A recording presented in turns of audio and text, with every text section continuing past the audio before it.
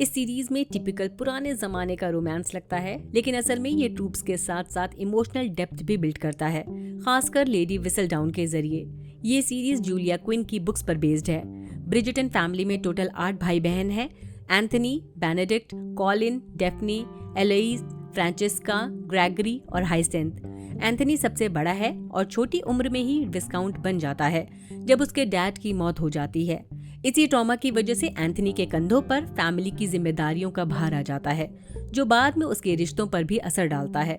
Violet ब्रिजिटन, उनकी माँ, अपने बच्चों के लिए परफेक्ट मैचेस ढूंढने में हमेशा लगी रहती है। सीजन 1 की कहानी डेफ्नी और साइमन पर फोकस करती है। ये कहानी फेक डेटिंग से शुरू होती है और सच्चे प्यार में बदल जाती है। साइमन शादी और बच्चों के खिलाफ होता है क्योंकि उसने अपने एब्यूसिव डैड से बदला लेने के लिए अपना वंश आगे न बढ़ाने का वादा किया होता है। कंफ्यूजन यही होती है कि साइमन डेफ्नी को ये नहीं बताता कि वो बच्चे नहीं चाहता, बल्कि ये बोलता है कि वो बच्चे पैदा नहीं कर सकता। इस मिसअंडरस्टैंडिंग के चलते इनके शादी के बाद भी टेंशन रहती है। आखिर में सच सामने आता है और वो पेरेंट्स बन जाते हैं, जो थोड़ा प्रॉब्लमैटिक भी लगता है। इस सीजन में लेडी डनबरी की एक स्ट्रॉन्ग प्रेजेंस होती है। वो साइमन की मेंटोर जैसी है और वॉयलेट की बेस्ट फ्रेंड भी। अब सीजन 2 पर आते हैं। इसका फोकस एंथनी ब्रिजिटन और केट शर्मा पर होता है। ये कहानी वैसी ही है जैसे पहले कोई दुश्मन होता है और फिर बाद में उसे दुश्मन से प्यार हो जाता है। केट और उसकी सौतेली बहन एडवीना इंग्लैंड आते हैं ताकि एडवीना की शादी हो सके, क्योंकि केट ने सीक्रेटली स्टेप मॉम मैरी के पेरेंट्स शेफील्ड के साथ एक डील की होती है। डील ये होती है कि अगर एडवीना की शादी किसी इज्जतदार ब्रिटिश घराने में होती है तो एडवीना का पूरा दहेज और फ्यूचर सिक्योरिटी का खर्चा उसके नाना नानी उठाएंगे। केट ये बात मैरी और एडवीना दोनों से छुपा कर रखती है, क्योंकि उसे लगता है कि सच पता चलने पर एडवीना शादी को सिर्फ पैसों में तोलेगी। एंथनी एडवीना को परफेक्ट विस्काउंटी समझता है, लेकिन असल में वो केट की तरफ अट्रैक्ट हो जाता है। दोनों अपनी फीलिंग्स को ड्यूटी और गुस्से के पीछे छुपाते रहते हैं, जब तक एडवीना को शादी के दिन सच का अंदाजा नहीं हो जाता। काफी ड्रामे के बाद आखिर में एंथनी और केट मिल जाते हैं, जो शो के मोस्ट लव्ड कपल में से एक बन जाते हैं। इस शो का सबसे इंटरेस्टिंग एंगल है लेडी विसलडाउन, जो रीजेंसी एरा का गॉसिप गर्ल वर्जन है। शॉकिंगली सीजन 1 के आखिर में ही रिवील हो जाता है कि लेडी विसलडाउन कोई और नहीं बल्कि पेनेलोपी फेदरिंगटन है, एलोइस की बेस्ट फ्रेंड। क्वीन शार्लेट विसलडाउन से ऑब्सेस्ड होती है और उसकी पहचान ढूंढने लगती है। सीजन 2 में क्वीन को लगता है कि एलोइस ही विसलडाउन है और एलोइस को अल्टीमेटम मिलता है। एलोइस को बचाने के लिए पेनेलोपी अपनी बेस्ट फ्रेंड के बारे में ही गॉसिप पब्लिश कर देती है, जिससे इनकी दोस्ती टूट जाती है। ये मोमेंट पेनेलोपी के कैरेक्टर का सबसे पेनफुल टर्निंग पॉइंट होता है। फेदरिंगटन फैमिली का बैकग्राउंड भी काफी मेसी है। तीनों बहनों में पेनेलोपी को सबसे ज्यादा इग्नोर किया जाता है। उनके डैड अपनी फैमिली को कर्जे में छोड़कर भाग गए थे। कजिन जैक अमेरिका से आता है और फेक रूबी स्कैम चलाता है, जिसमें पोर्शिया फेदरिंगटन भी इन्वॉल्व होती है। आखिर में पोर्शिया जैक को निकाल देती है और डिसाइड करती है कि वो अपनी बेटियों को प्रोटेक्ट करेगी, जिसका मतलब है पेनेलोपी का लंदन में रहना और उसकी कहानी का कंटिन्यू होना। एक इम्पोर्टेंट साइड प्लॉट है मरीना थॉम्पसन का, जो फेदरिंगटन्स के घर रहने आती है और प्रेग्नेंट होती है। वो कॉलिन को ट्रैप करके शादी करना चाहती है, क्योंकि कॉलिन काइंड और रिच है। पेनेलोपी कॉलिन से प्यार करती है, इसलिए ये सिचुएशन उसके लिए दिल तोड़ने वाली होती है। आखिर में मरीना किसी और से शादी कर लेती है और कॉलिन यूरोप के लिए निकल जाता है। जाने से पहले मरीना कॉलिन को हिंट दे देती है कि वो अपने आसपास उन लोगों को देखे जो हमेशा उसके लिए खड़े रहे हैं, यानी पेनेलोपी। यहाँ मॉन्ड्रिच फैमिली का रोल भी थोड़ा सा बिल्ट होता है। विल मॉन्ड्रिच ड्यूक का फ्रेंड है और एक जेंटलमैन्स क्लब चलाता है। कॉलिन पहले उस क्लब की बुराई करता था, लेकिन बाद में जैक का स्कैम एक्सपोज करके उसी क्लब को इज्जत दिलवाता है। शो में सबसे इमोशनल सीन है पेनेलोपी का एक तरफा प्यार, सिर्फ कॉलिन के लिए नहीं बल्कि ब्रिजिटन्स के लिए ओवरऑल, खासकर एलोइस के साथ उसकी दोस्ती। एलोइस और पेन की दोस्ती को शो की थर्ड लव स्टोरी भी कहा जाता है। जब एलोइस को पता चल गया था कि लेडी विसलडाउन असल में पेनेलोपी ही है, तो उसे धोखे जैसा फील होता है और वो पेन से बात करना बंद कर देती है। पेनेलोपी धीरे धीरे और ज्यादा अकेली पड़ जाती है। सीजन 3 में वो डिसाइड करती है कि अब बस उसे एक हस्बैंड चाहिए, ताकि वो अपनी माँ के घर से निकल सके और अपनी जिंदगी खुद जी सके। इस बार सोसाइटी सीजन शुरू होता है फ्रांचेस्का ब्रिजिटन के डेब्यू के साथ, जो स्पॉटलाइट से दूर रहना चाहती है लेकिन शादी करना भी चाहती है। क्वीन उससे बिल्कुल भी इम्प्रेस नहीं होती और इस बार डायमंड अनाउंस नहीं करती, जिससे सब कंफ्यूज हो जाते हैं। कॉलिन अपनी यूरोप ट्रिप से वापस आता है और अब वो पहले से ज्यादा कॉन्फिडेंट और चार्मिंग लगता है। सब लड़कियां उसकी कहानियां सुनना चाहती हैं, लेकिन कॉलिन भीड़ भाड़ छोड़कर पेनेलोपी से बात करने आता है। मगर पेनेलोपी अब अच्छी दोस्त बनने के मूड में नहीं है, क्योंकि उसने कॉलिन को ये कहते सुन लिया था कि वो कभी भी पेनेलोपी को डेट नहीं करेगा। हर्ट होकर वो उसे अवॉइड करने लगती है। इसी बीच पेनेलोपी अपनी अपीयरेंस बदलती है, ब्राइट चाइल्डिश कलर्स छोड़कर बोल्ड और क्लासी ड्रेसेस पहनती है। लेडी डेनबरी के बॉल में पेनेलोपी सबकी अटेंशन अपनी तरफ खींच लेती है, लेकिन बातचीत करने में उसे अभी भी परेशानी हो रही है। क्रेसिडा जानबूझकर उसकी ड्रेस खराब कर देती है, जिस वजह से पेनेलोपी इमोशनल हो जाती है और बॉल से भाग जाती है। कॉलिन उसके पीछे जाता है। पेनेलोपी अपनी भड़ास निकाल देती है और बता देती है कि उसने कॉलिन की बात सुन ली थी। बाद में कॉलिन घर आकर माफी मांगता है और प्रपोज करता है कि वो पेनेलोपी को हस्बैंड ढूंढने में हेल्प करेगा। पेनेलोपी मान जाती है, लेकिन आयरनी ये होती है कि कॉलिन ओपनली लेडी विसलडाउन को बर्बाद करने की बात करता है, बिना जाने कि वो पेनेलोपी ही है। क्वीन अनाउंस करती है कि इस बार सिर्फ लुक्स नहीं बल्कि पर्सनालिटी भी इम्पोर्टेंट होगी डायमंड बनने के लिए। कॉलिन और Penelope secret coating lesson start करते हैं, जहां कॉलिन पेनेलोपी का कॉन्फिडेंस बढ़ाने की कोशिश करता है। एक प्रैक्टिस सेशन के दौरान पेनेलोपी कॉलिन को एक कॉम्प्लीमेंट देती है, जिससे वो शर्मा जाता है। एलोइस अचानक आ जाती है और पेनेलोपी को कॉलिन के स्टडी रूम में छुपना पड़ता है, जहां उसे कॉलिन का जर्नल मिलता है, जिसमें उसके यूरोपियन अफेयर्स लिखे होते हैं। थोड़ा ऑकवर्ड मूवमेंट होता है, फिर गलती से कॉलिन का हाथ कट जाता है। पेनेलोपी उसके हाथ पर रुमाल बांधती है। यहीं से कॉलिन की फीलिंग्स धीरे धीरे शिफ्ट होने लगती हैं। लेकिन एलोइस बिना सोचे समझे क्रेसिडा के सामने ये बात बोल देती है कि कॉलिन पेनेलोपी को हस्बैंड ढूंढने में हेल्प कर रहा है। पार्टी में ये बात गॉसिप बन जाती है। लोग पेनेलोपी पर तरस खाने लगते हैं और वो फिर से टूट जाती है।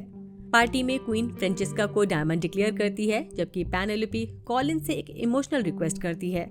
वो चाहती है कि कम से कम जिंदगी में एक बार वो किस एक्सपीरियंस करे।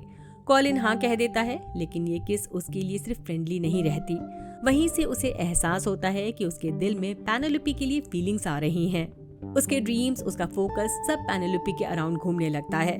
लेकिन पेनेलोपी को लगता है कि किस का कोई मतलब नहीं था और कॉलिन कभी उससे प्यार नहीं करेगा। इसी बीच लॉर्ड डेबलिंग, एक रईस नेचर लवर, पेनेलोपी में इंटरेस्ट लेने लगता है। पेनेलोपी उसके साथ कंफर्टेबल फील करती है और डेबलिंग को उसकी ऑनेस्टी पसंद आती है। क्रेसिडा भी डेबलिंग के पीछे पड़ जाती है, जिस वजह से कंपटीशन शुरू हो जाता है। बलून इवेंट में कॉलिन हीरो बनकर सबको बचा लेता है, लेकिन पेनेलोपी का ध्यान सिर्फ डेबलिंग पर होता है, जो कॉलिन को और हर्ट करता है। साइड में फ्रेंचेस्का क्वीन के चोजन मैच से बोर हो जाती है, लेकिन लॉर्ड किलमार्टिन के साथ उसकी साइलेंस बेस्ड बॉन्डिंग हो जाती है, जो उसे जेन्युइनली अच्छा लगता है। वहीं पेनेलोपी अपनी रियल सेल्फ दिखाकर डेबलिंग का भरोसा जीत लेती है, जबकि कॉलिन कन्फेस करना चाहता है, लेकिन तब तक डेबलिंग पेनेलोपी को डांस के लिए ले जाता है और कॉलिन देखता ही रह जाता है। डेबलिंग पेनेलोपी को सीरियसली वाइफ के फॉर्म में देखने लगता है और लेडी फेदरिंगटन से परमिशन भी ले लेता है। पेनेलोपी खुश होती है, लेकिन अंदर से कंफ्यूज भी है, क्योंकि ये शादी सिक्योरिटी देगी, प्यार नहीं। कॉलिन अपने दर्द को छुपाने के लिए शराब में डूब जाता है, जबकि फ्रेंचेस्का का आर्क आगे बढ़ता है। लॉर्ड किलमार्टिन उसके लिए पियानो नोट्स अरेंज करता है और लेडी ब्रिजिटन समझ जाती हैं कि फ्रेंचेस्का को प्यार हो चुका है। उधर क्वीन के बॉल में कॉलिन फाइनली लेट एंट्री मारता है और पेनेलोपी से रिक्वेस्ट करता है कि वो डेबलिंग से शादी न करे। क्रेसिडा डेबलिंग के दिमाग में ये बात डाल देती है कि पेनेलोपी और कॉलिन के बीच कुछ है। डेबलिंग सच समझ जाता है और पेनेलोपी को रिजेक्ट कर देता है, क्योंकि उसे लगता है कि वो कभी कॉलिन को भूल नहीं पाएगी।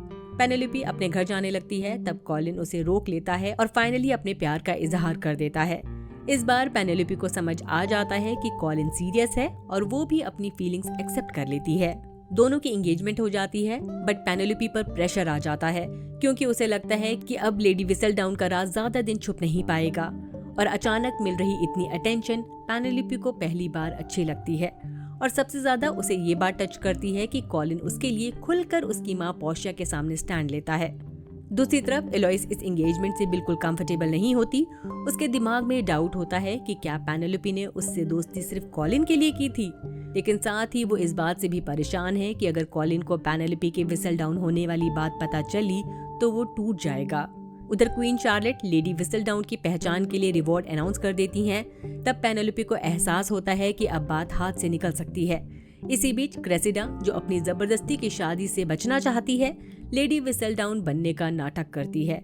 एंगेजमेंट पार्टी में एलोइस पेनेलोपी को अल्टीमेटम देती है कि वो कॉलिन को सच बता दे, लेकिन क्रेसिडा के फेक कन्फेशन की वजह से पेनेलोपी का राज कुछ वक्त के लिए सेफ रह जाता है।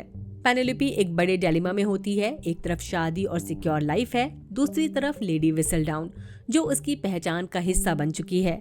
क्रेसिडा का झूठा क्लेम क्वीन को भी पूरी तरह कन्विंस नहीं कर पाता, क्योंकि उसके लिखे शब्दों में असली लेडी विसलडाउन जैसी शार्पनेस नहीं होती।